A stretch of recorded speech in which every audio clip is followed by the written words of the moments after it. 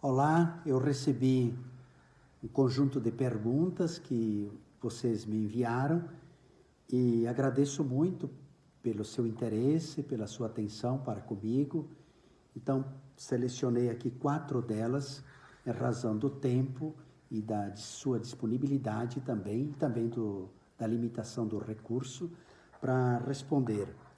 Das 4 perguntas, 2 mais pessoais e 2 que são dentro do projeto da pré-campanha e deste tempo eleitoral.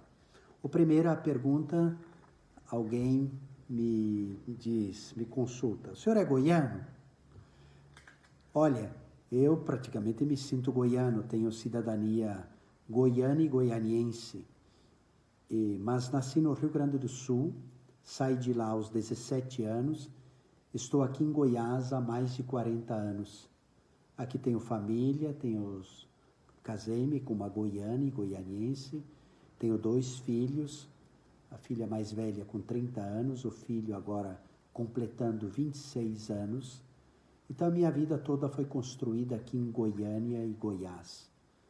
De modo que ainda carrego muito do sotaque do sul do Brasil, mas claro que me incorporei, me enculturei à realidade aqui de Goiás.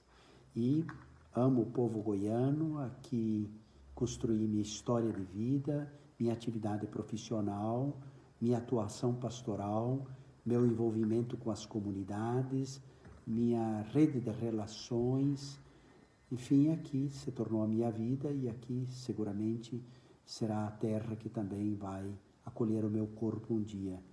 Então, eu tenho um profundo amor a este estado, conheço bem outros estados e países, claro, e em razão disso, e exatamente por conhecer outras realidades, isto me compromete ainda mais a assumir este estado como um senso de pertença muito pessoal, de quem ama e quer ver aquilo que já viu em outros lugares, poder avançar, progredir, crescer, desenvolver, que assim também aconteça aqui com o nosso querido Goiás. Outra pergunta que foi feita, pessoal, o senhor pratica atividade física? Admiro a sua disposição. Olha, deveria ser mais a atividade física. Eu até os meus 24, 25 anos, estou com 60 anos, portanto eu estou na terceira idade já. Mas até os 24, 25, eu jogava futebol de campo, futebol de salão, então tinha uma atividade física mais intensa. No entanto, o tempo foi passando e claro que a gente também vai tendo limitações físicas e dosa um pouco as condições físicas com a atividade física. Claro que sou capaz de fazer caminhadas longas, já fiz a caminhada a Santiago de Compostela, todos os anos, pelo menos faço 2 vezes a caminhada Goiânia-Trindade, na Romaria, e uma vez por semana eu faço uma caminhada um pouco maior, 7, 8, 10 quilômetros de caminhada. No mais, no dia a dia, o prédio eu não uso elevador, sempre subo e desço os degraus, que também é para um exercício físico. A disposição nasce, sobretudo, mais do que a atividade física, do equilíbrio na alimentação, do cuidado com bebidas, das horas de sono, de um rápido repouso após o almoço também para o descanso, enfim, de uma vida um pouco mais disciplinada. E de um equilíbrio, eu procuro ter uma harmonia interior que me deixe também equilibrado, com bom humor, com sensibilidade, com boa convivência, com tempos de diálogo. Então, por um lado é a saúde física, mas outro também aspecto é a saúde mental. Ambas devem ser conciliadas. E foi isso que eu procurei cultivar ao longo da vida, portanto, chego a esta fase e a esta idade já de início do envelhecimento, assim com esta disposição e este ânimo.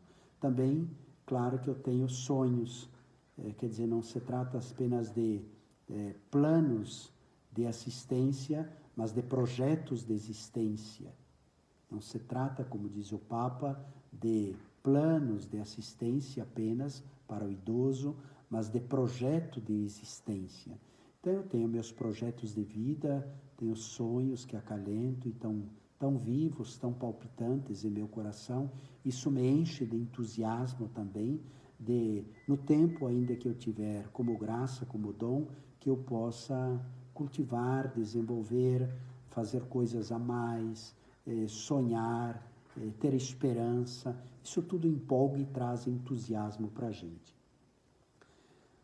A terceira questão, ela é mais ampla, mais coletiva, evidentemente, muito importante.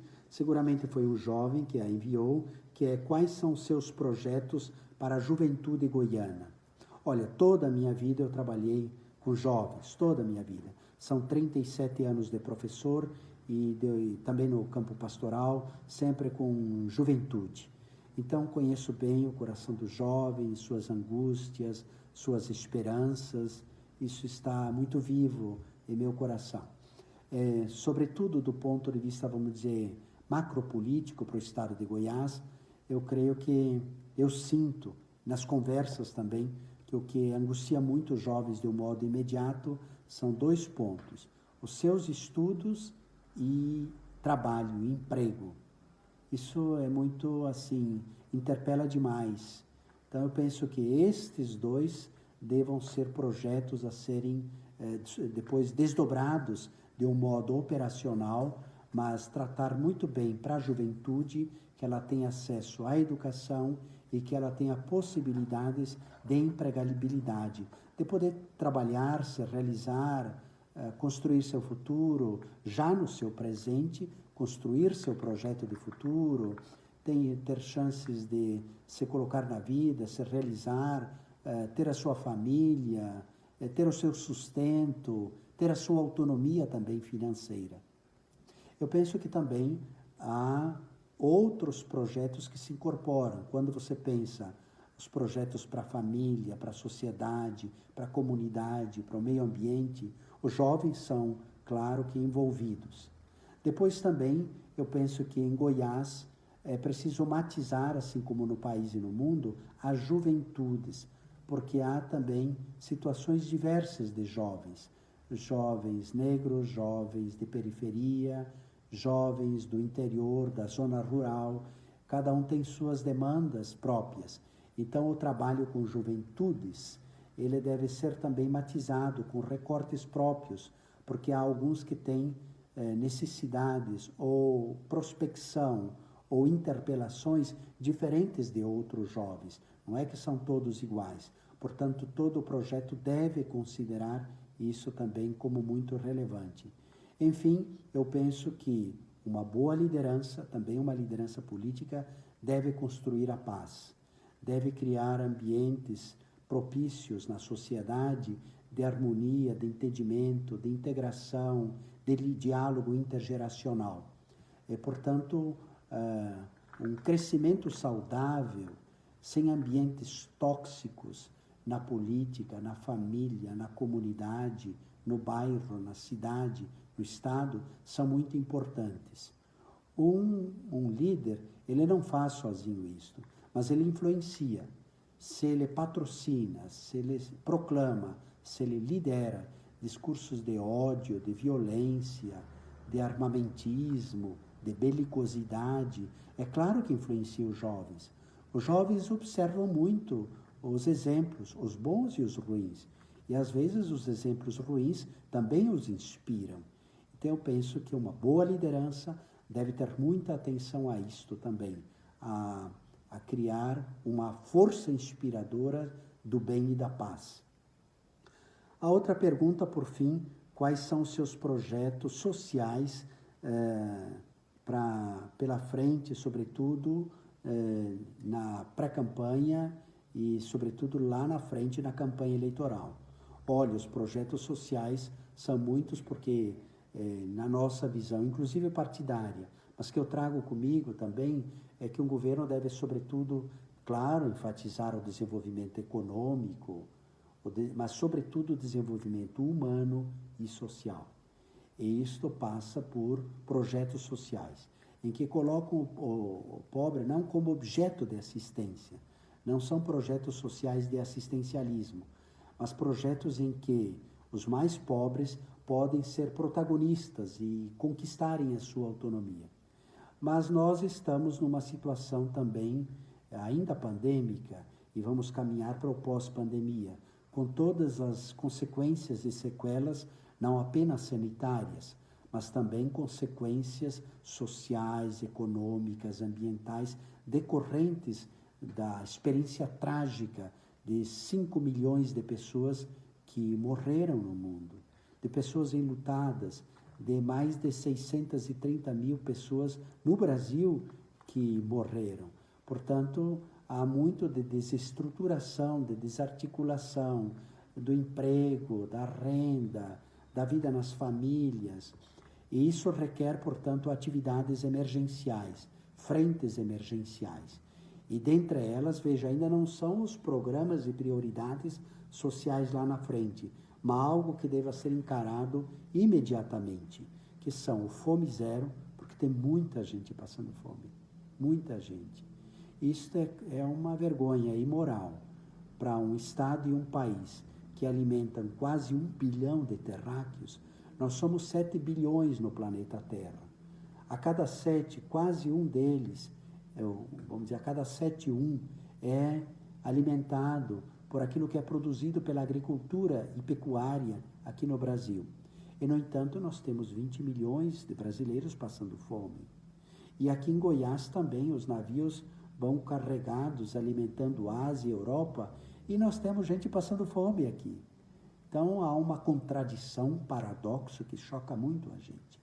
Por isso, o Fome Zero, não como algo imediato, mas gradual, para chegarmos a um instante programático e de instalação de estrutura, de condições, para ninguém passar mais fome, para ter pelo menos 3 refeições por dia, para que os pobres, para que a periferia, para que os idosos, para que as crianças em situação de insegurança alimentar possam ter um prato de comida, pelo menos 3 refeições.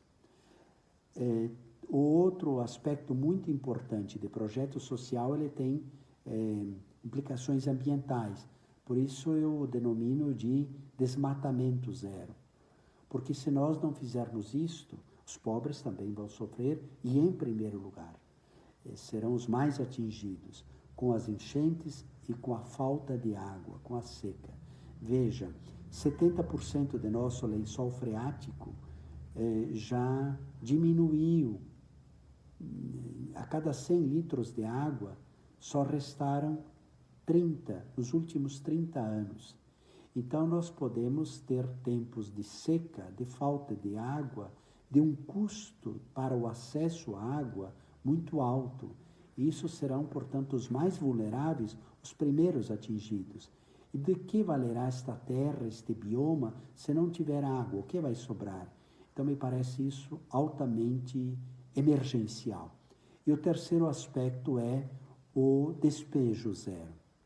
Nós temos na região metropolitana em torno de 10 mil famílias que estão em ocupações, em lugares de risco, e esse pessoal precisa ter onde morar. E mais de 2 mil pessoas que estão nas ruas de Goiânia. Então, veja, não tem como despejar essa gente. Eles vão para onde?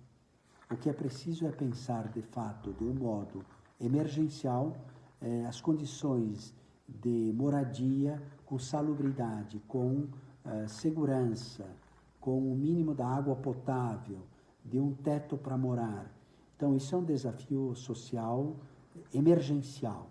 Então, veja, esses 3 pontos, a fome zero, desmatamento zero, despejo zero, me parece que devam presidir qualquer projeto social.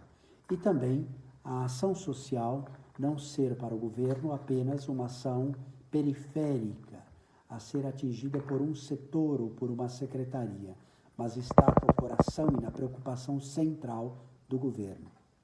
Gente, era isso, dito assim de um modo humilde, simples, mas aquilo que me ocorre em dizer e responder com transparência, com sinceridade e com honestidade a todos vocês. Eu quero agradecer muito esta generosidade, esse interesse com que me enviaram as perguntas, tanto quanto possível, em outra oportunidade, também responderei a outras. Um abraço grande e fique com Deus.